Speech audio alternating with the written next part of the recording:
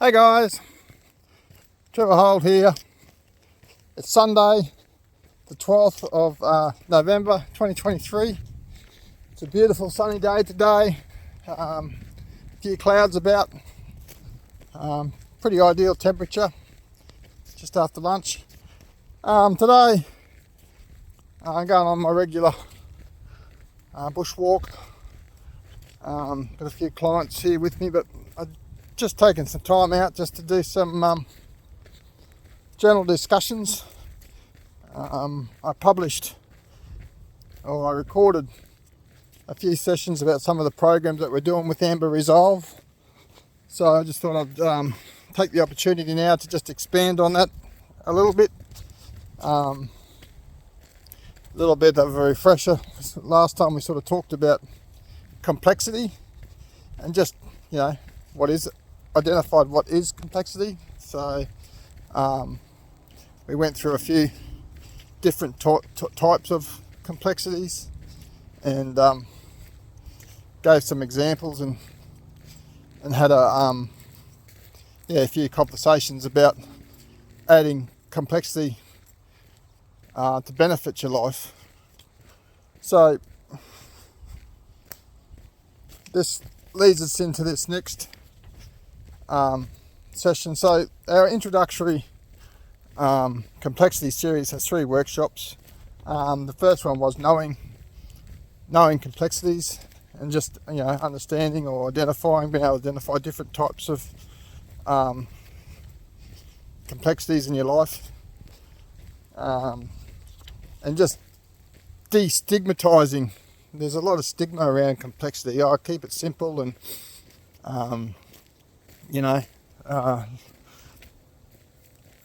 but complexity, when managed correctly, can bring fulfillment to your life and create good outcomes.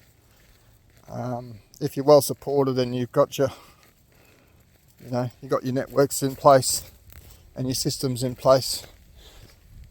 So adding complexity for the sake of adding complexity doesn't really do anything for you. But if measured, considered approach, then adding some complexities can create better outcomes in your life.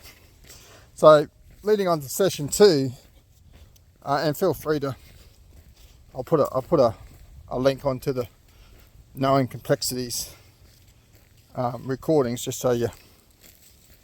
Let's cruise down here. It's a bit of a steep incline. Yeah, so you can have a bit of a refresher course on that. But today we want to plan and implement complexities. So as part of that, let's just have a look here. So our objectives and takeaways. When we're doing these courses, these are like a 4-hour workshop, each one of these. So I'm just skimming over the top of it, and obviously there's a bit of interactions and activities that we do as well in the business workshop, because it's all about creating culture in the workshop and talking about these issues to create better resilience in the employees and team building exercises are part of that. So session 2 objective is to identify and consider the types of complexity which may, if implemented, benefit our personal well-being. And the takeaway would be to be able to identify and plan for the next best steps to take when building appropriate complexities in our lives. So whenever we do a workshop, we try to provide tools that people can, practical tools that people can use and put in their tool bag. And these are tools that are supported by evidence-based tools and supported by best practice and that sort of stuff. So it's been well considered and developed these programs over a number of years. So that's what we're trying to achieve here in this one. So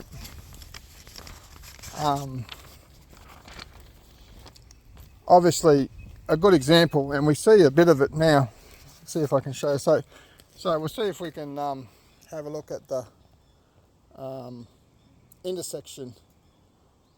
Obviously that's a very complicated intersection, and if I went through my notes there'd be a reference there of where that is and that. But intersections are a good explanation about complexity, because obviously the most simplest intersection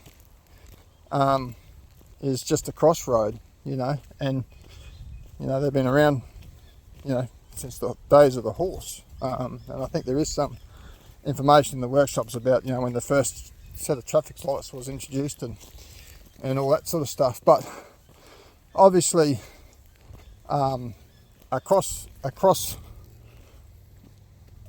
intersection, just the crossroads,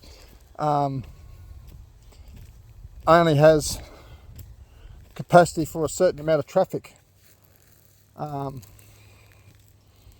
it's only designed for a certain amount of traffic. But obviously as that traffic flow increases, then you start to get requirements for safety and for ease of traffic flow, and a lot of positive reasons. They make that intersection more complicated by creating overpasses or underpasses, and then adding merging lanes and all sorts of other crazy designs in these intersections, make them so much more complicated, so much more expensive, so much more harder to engineer, but they're creating better results in the end. Well, one would hope so, which will increase the traffic flow, time, travel requirements, and less accidents and death on the roads and all these things. So adding complexity to the humble intersection to create better outcomes for the users of that intersection is an example of creating complexity for to benefit from. So that's a pretty good example, and we'll talk about that. And we talk about what considerations would need to be undertaken before you add complexity to your life. For example, Jodie's a big dog person, so what considerations would you have to make before buying a puppy? And Jodie's got a whole big report about this and check boxes, and you've got to get approved to buy one of her puppies. She makes sure that you've got a secure, stable home that you're not going to get kicked out of in a moment's notice, or you're able to provide adequate food. You have the financial resources to be able to pay for vet bills, and have the time to be able to take it for a walk and care for it appropriately. So time. Have you got time for the puppy? Have you got resources for housing and food available to you? So do you have family support? And is it something that your whole family wants as well? So there's a lot of considerations that go into such a simple task of buying a puppy. So and you don't need to have a puppy. You don't need to, but if deemed appropriate, and you've taken the steps and the right considerations to have a puppy can create great outcomes in your life. They can give you happiness, unconditional love, support. As a dog lover, I know, puppies grow up and you can get really good support, emotional support, and you have a friend to talk to, for quite a long time. So investing in that complexity and trying to manage and work out how to add that complexity to your life would be beneficial to your life. So, they're just some of the things worth considering before adding it. So, yep. The other thing is, maybe when you consider buying a puppy, you may realise, hang on a minute, I'm a cat person and I love cats, and a cat might be more suited to your lifestyle. So, if the appropriate complexity is defined as purpose plus redundancies, then we must be very clear on our purpose. So,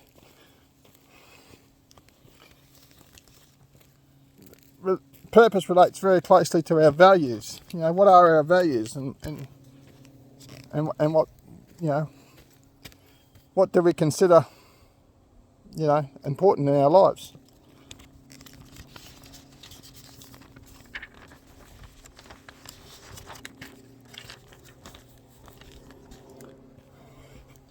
So values are deeply rooted in us.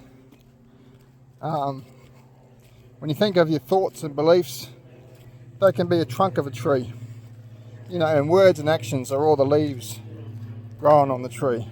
So it's very clear to understand your own personal values and your own personal beliefs and thoughts about things and where you stand, so you can start making educated decisions about the complexities in your life that can add benefit to you. So we talk about that more, and this is not a deep dive into values, but into defining values. But when you're adding complexity into your life, you need to prepare. You need preparation. You need physical capacity and skills to be able to maintain that or develop that complexity. You need to develop and demonstrate self-improvement skills, continuous improvement, something that I'm on about all the time. You need some extra education, both general and specific education for the type of complexity that you're going to introduce. These things are all relevant. So you have to work out, do I have the physical capacity and skill set required for this certain complexity? Can I develop the skills, just for personal continuous improvement? Or do I need education? So preparation is a big one. So structure, do I have the structure for this complexity? So have I got the emotional health? Am I emotionally sound enough to manage with this extra complexity in my life? Adding complexity could be enrolling into a course to get better skills and better outcomes in your life. You don't need it, but it'd be good to have to get better, to add benefit into your life.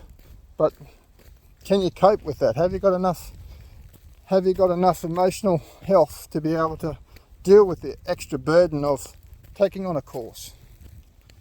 Have you got the physical health? One of the biggest complexities I like people to add in their lives is going for a walk. It's what I promote. Get out in the outdoors, So if you're going to try and add a routine into your life, can you do it? Have you physically able to do it? So emotional health, physical health, social and support health. Have you got enough support to be able to do it? Will your partner look after the kids while you go for a run in the morning? Or will your boss support you to drop your kids off to school in the morning and start work at 9 o'clock instead of 8 o'clock? It's adds a bit of complexity in your life, because instead of going to work straight up and helping out, you drop the kids off to school first to maybe give your partner a bit of ability to go for a morning run or these sort of things. So they, you know, it's quite complicated and sometimes can be quite hard to initiate and to get that routine going. But you know, have you got the support to do it? If you do, that's great. And do you have the cognitive health? You know, are you able to do it? So preparation, adding complexity requires preparation, structure. Another one is boundaries. You know, you need to identify and understand boundaries. Boundaries are a big part of life, and understanding your personal boundaries and what needs to be set for you to be the best you can be takes time, often a lot of trial and error as well. One big thing that I have, and especially in projects, I had a problem with saying no. I just couldn't do it. Someone says, oh, we need you to do overtime today, or we need you to work Saturday because this job's late, you know, and you just always say yes to whatever anyone asks.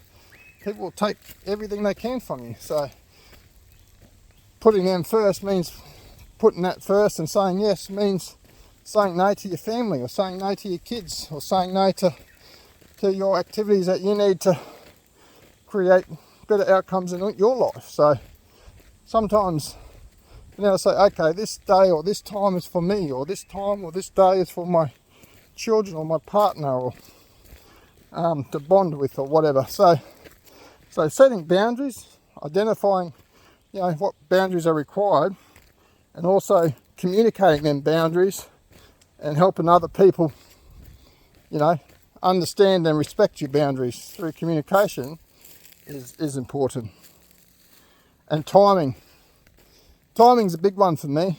The sun will come up when it comes up. There's nothing I can do to get the sun to come up earlier than what it's going to come up. I might have so much work to do, have so much stuff to do, all out in the dark paddock. I've got no lighting, and I need to get it all done before 6 o'clock. So, and I can't do it, you know, without lighting. I can't make the sun come up any earlier to give me time to do it. The sun's got to come up when it comes up. So timing is very important. Are you ready in your life? And everyone's life is different. Are you ready to be able to add this complexity into your life? You know, is the time now? So these are things, yeah. So, and we generally have a bit of a conversation about all this stuff, about you know, what complexities you can add in your life to get better outcomes for you. Perhaps you can have a think about that and leave it in the comments. So just a quick refresher. So we want to add complexities into our lives to create better outcomes for ourselves.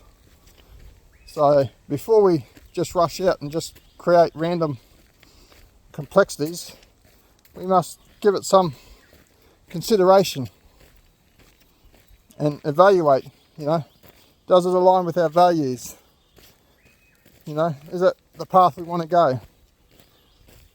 And before we add complexity into our life, we've got to make sure that we have the right preparation, the right structure, set the right boundaries, and understand, and it's at the right time.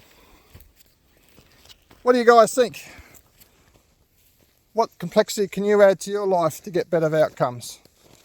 Let us know, eh? Have a great day. See you. Bye.